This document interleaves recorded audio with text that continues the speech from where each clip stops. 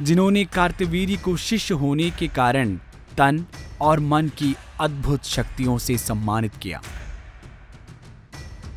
युद्ध में उनके पास अनगिनत हाथ थे।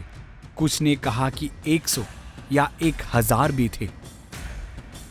उनके पास विभिन्न जादुई हथियार और एक तेज रथ भी था जो खुद से चलता था। कोई भी उसके साथ शक्ति और न्याय में तुलना नहीं कर सकता था।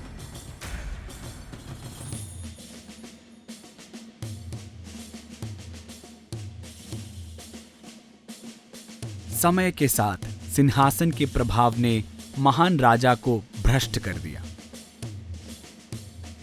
उसके सिर पर सत्ता का अहंकार सवार हो गया।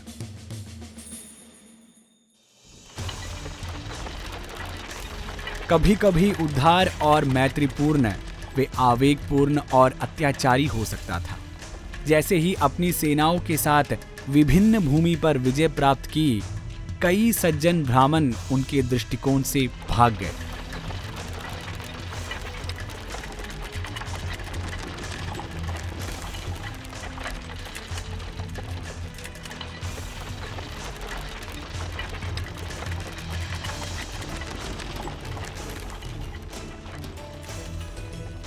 एक दिन जमदाग्नि का आश्रम इस शाही तनशाह के रास्ते में पड़ा।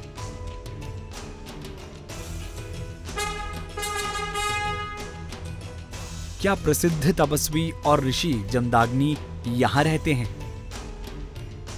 शायद वो मुझे कम से कम अपने सार्वभौमिक ज्ञान के एक कण प्रदान करेंगे।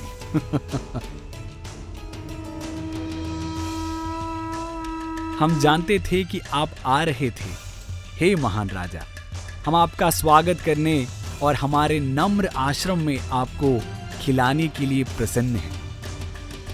क्या आश्चर्य है, एक गरीब तपस्वी द्वारा जलपान? बिल्कुल नहीं, आपके और आपकी सेना के लिए पास के कुंज में मेज तैयार है। अच्छा, चलो देखते हैं।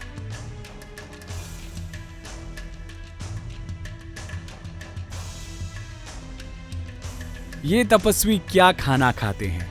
पत्तियां और जड़ें।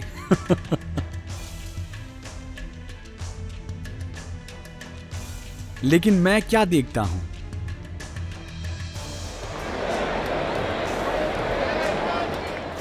स्वादिष्ट।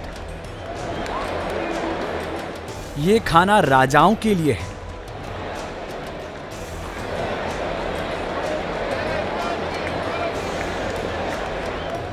देवताओं का भोजन। बेशक।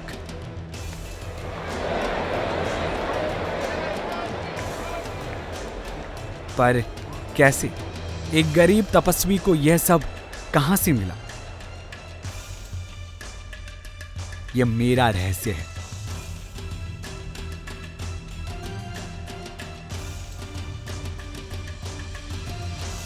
परंतु मैं ये रहस्य आपको बताऊंगा, हे राजाओं में से सबसे न्याययुक्त।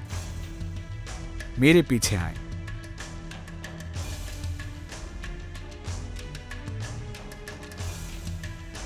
आपने इच्छा पूर्तिशील गाय कामधेनु के बारे में सुना होगा।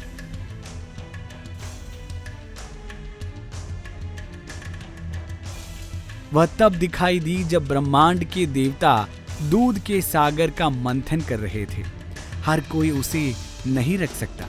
उसके विशेष अभिभावक आपके शिक्षक थे। 3 प्रमुख दत्तात्रेय स्वयं, करुणा के महासागर।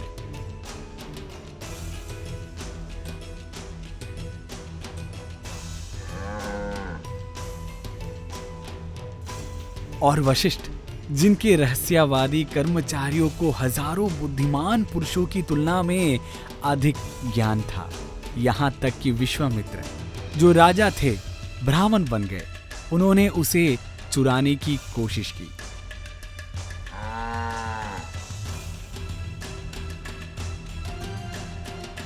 यह मेरा सम्मान है कि मैं उसकी देखभाल करूं। मैं चौंक गया हूं।